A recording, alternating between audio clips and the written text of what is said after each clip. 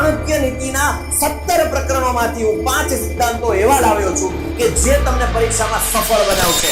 એક વિદ્યાર્થી 364 દિવસ મહેનત કરે છે એ 365માં દિવસ માટે, એટલે કે પરિણામ માટે. એક એથ્લેટ છે એ 364 દિવસ મહેનત કરે છે એ ગોલ્ડ મેડલ મેળવવાના દિવસ માટે. તો વિદ્યાર્થીઓ, આપણે પણ આ પરીક્ષામાં અને એ એક દિવસ માટેની મહેનત કરવા માટેના આ 5 સિદ્ધાંતો જે હું તમને આપું છું એ તમારા લાઈફ ચેન્જિંગ સિદ્ધાંતો હશે. અને એમાં પાંચમો જે સિદ્ધાંત છે એ મારો સૌથી ફેવરિટ સિદ્ધાંત છે. પરીક્ષાઓને પાર પાડવા માટે ચાણક્ય નીતિના 17 પ્રકરણોમાંથી હું 5 સિદ્ધાંતો એવા લાવ્યો છું કે જે તમને પરીક્ષામાં સફળ બનાવશે. આ પરીક્ષામાં સફળ બનવા માટેના 5 સિદ્ધાંતો છેલ્લે સુધી જોજો વિદ્યાર્થી મિત્રો. પરીક્ષાઓનો ડર એકદમ નીકળી જશે. આ 5 સિદ્ધાંતો પૈકી પહેલો સિદ્ધાંત છે પ્રેક્ટિસ ઇઝ એવરીથિંગ. એક નાનકડા ઉદાહરણ થકી હું તમને આ સિદ્ધાંત સમજાવું. એક એથ્લેટ કે જેનું નામ છે વિલ્મા રુડોલ્ફ, નાનપણમાં એને પગમાં પોલિયો થયો. લોકો એને ના પાડતા કે તું નહીં ચાલી શકે, ડોક્ટરે પણ ના પાડી કે તું જીવનભર નહીં ચાલી શકે. પણ એની માતાએ એને હિંમત આપી, જુસ્સો આપ્યો કે બેટા તું ચાલી શકીશ, ચાલી નહીં તું દોડી શકીશ. આ શબ્દો એને બહુ જ ગંભીરતાથી લીધા અને ધીરે ધીરે એને પોતાની પથારીમાંથી ઊભા થવાની પ્રેક્ટિસ કરી. ધીરે ધીરે એને ટેકો લઈને ચાલવાની પ્રેક્ટિસ કરી, ટેકા વગર ચાલવાની પ્રેક્ટિસ કરી. ધીરે ધીરે ચાલવાની ઝડપ વધારી અને ધીરે ધીરે દોડવા લાગી. અને એક સમય એવો પણ આવ્યો કે એ એથ્લેટિક્સમાં જે ઓલિમ્પિક હતી એમાં પ્રથમ નંબરે આવી અને એક વાર નહીં 3 વખત ગોલ્ડ મેડલ જીતેલા છે. તો વિદ્યાર્થી મિત્રો, આ જ કન્સેપ્ટ તમે તમારા અભ્યાસમાં પણ લગાડી શકો છો. જે અઘરો લાગતો કન્સેપ્ટ છે, જેનાથી તમને ડર છે, આ ડરને ભગાડવા માટે પ્રેક્ટિસ એકમાત્ર હથિયાર સાબિત થશે.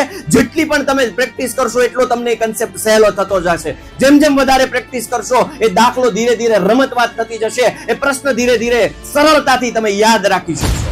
સિદ્ધાંત number 2, your mind has all the capabilities. એક ઉદાહરણથી આને સમજીએ. આપણા જ ગુજરાતનો, આપણા જ રાજકોટનો એક બાળક કે જ્યારે એને જન્મ સમયે નાક નથી, મોઢું નથી અને ઘણી બધી ફિઝિકલ ડિસેબિલિટી સાથે જન્મ લે છે અને એનું નામ છે ઉત્તમ મારુ. પણ એ બાળકને ડોક્ટરે પણ એવી સલાહ આપી કે આ બાળક છે સર્વાઈવ નહીં કરી શકે.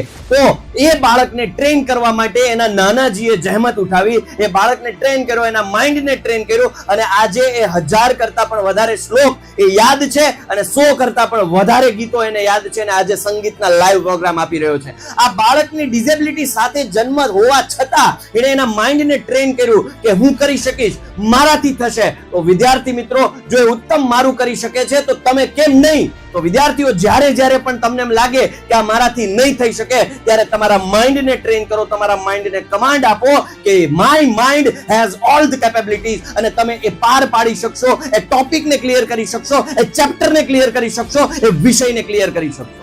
હવે જોઈએ સિદ્ધાંત number 3, don't ignore your small mistakes. આ આપણે વારંવાર ભૂલ કરીએ છીએ કે જ્યારે આપણે મંથલી ટેસ્ટ હોય કે વીકલી ટેસ્ટ હોય એના જ્યારે પરિણામ આવે છે તો માર્ક્સ જે કપાય છે એ ખાલી જોઈ અને મૂકી દઈએ છીએ. પણ એ માર્ક્સ જે કપાયા છે એ ભૂલને સુધારવાનો એક પણ વખત પ્રયત્ન નથી કરતા. એ દાખલો કે એ પ્રશ્ન ફરીથી જાતે ગણવાની એક પણ વખત ટ્રાય નથી કરતા. અને કમનસીબ આપણા એટલા હોય છે કે પરીક્ષામાં એ જ સવાલ પૂછાય છે અને ફરીથી આપણા માર્ક્સ કપાય છે. તો આ જે નાની નાની મિસ્ટેક છે કે જ્યાં આપણા સ્ટેપ્સના માર્ક્સ કપાય છે, કોઈ મુદ્દાના માર્ક્સ કપાય છે, તો એને ફરીથી મજબૂત કરવા માટેના આપણા પ્રયત્નો હોવા જોઈએ. અને જો આપણે આ પ્રયત્નો કરીશું તો એ નાની નાની મિસ્ટેક્સથી જે માર્ક્સ કપાવાના છે એ નાની નાની મિસ્ટેક્સથી માર્ક્સ કપાતા બચી જશે અને અલ્ટિમેટ આપણું રિઝલ્ટ છે એ બેસ્ટ આવશે.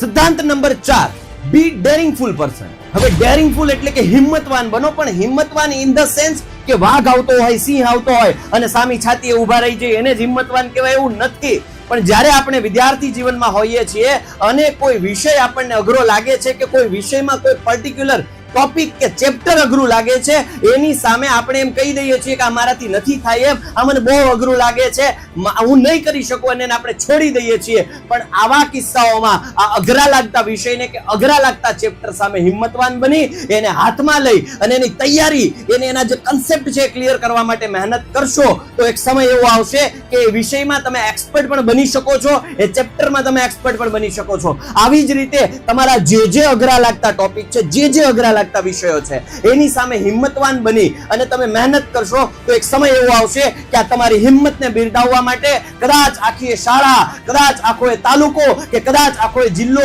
દેશ ઊભો છે તાળીઓ પાડવા માટે કે વાહ વાહ વાહ. પાંચમો અને મારો સૌથી ફેવરિટ સિદ્ધાંત એટલે કે take decision on right time.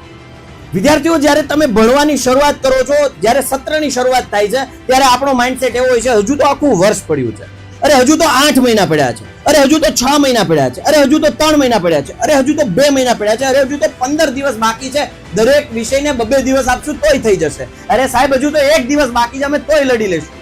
આવા માઇન્ડસેટ સાથે રહેલા વિદ્યાર્થીઓ પરીક્ષામાં ક્યારેય સફળ નથી થતા. તો વિદ્યાર્થીઓ, પરીક્ષામાં સફળ થવું હોય તો તમે હજુ એ મોડું નથી થયું. પરીક્ષામાં સફળ થવા માટે આજથી જ, અત્યારથી જ તૈયારીઓ ચાલુ કરી દો, અત્યારથી જ મહેનત ચાલુ કરી દો. વિદ્યાર્થીઓ, જ્યારે તમે દરરોજનું દરરોજ કરવા લાગશો, અઠવાડિયાનું રિવિઝન કરવા લાગશો, મહિનાનું રિવિઝન કરવા લાગશો, તો પરીક્ષા સમયે તમને વિષય એક બોજ નહીં લાગે, કન્સેપ્ટ તમને ભાર નહીં લાગે. તમે જ્યારે રિવિઝન કરશો છેલ્લે એન્ડ ટાઈમે, ત્યારે તમારી અંદર કોન્ફિડન્સ વધશે, આત્મવિશ્વાસ વધશે, કારણ કે તમે અગાઉથી તૈયારી કરી ચૂકેલા છો. માત્ર હવે તેને પાણી છાંટવાની જ રાહ છે. તો વિદ્યાર્થીઓ, એટલે જ હું કહું છું અને હું એટલે જ રિક્વેસ્ટ કરું છું કે અત્યારથી જ ડિસિઝન લો, અત્યારથી જ તૈયારીઓ ચાલુ કરી દો.